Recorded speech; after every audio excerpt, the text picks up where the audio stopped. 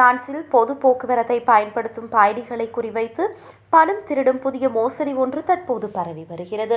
குறிப்பாக பேருந்து மற்றும் ரயில் நிலையங்களில் உள்ள பயணச்சீட்டு வழங்கும் இயந்திரங்களில் மோசடிக்காரர்கள் ஒரு சிறிய துண்டு செலோடேப்பை ஒட்டி பணத்தை கொள்ளையடிப்பதாக தெரிய வந்துள்ளது.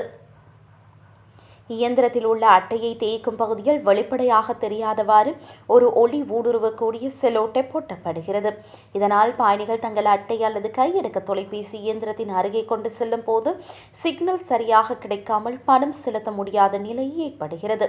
இயந்திரம் வேலை செய்யவில்லை என்று கருதி பயணி அங்கிருந்து நகர்ந்தவுடன் மறைந்திருக்கும் மோசடிக்காரர்கள் தங்கள் கையில் வைத்திருக்கும் ஸ்கேனிங் கருவி மூலம் பயணிகளின் கவனத்தை திசை திருப்பி பணத்தை திருடுகின்றனர்.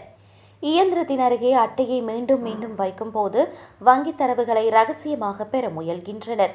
இதனை தடுக்க பயணச்சீட்டு இயந்திரங்களில் ஏதேனும் அசாதாரண மாற்றங்கள் அல்லது செலோடேப் இருக்கிறதா என்பதனை ஒருமுறை சரிபார்ப்பது அவசியம்.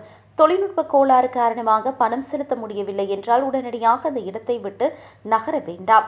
இயந்திரத்தில் ஏதேனும் கூடுதல் கருவிகள் பொருத்தப்பட்டுள்ளதா என்று கவனிக்க வேண்டும். வங்கி கணக்கில் இருந்து அனுமதியின்றி பணம் எடுக்கப்பட்டால் உடனடியாக வங்கியை தொடர்பு கொண்டு அட்டையை முடக்க வேண்டும் என அறிவுறுத்தப்பட்டுள்ளது.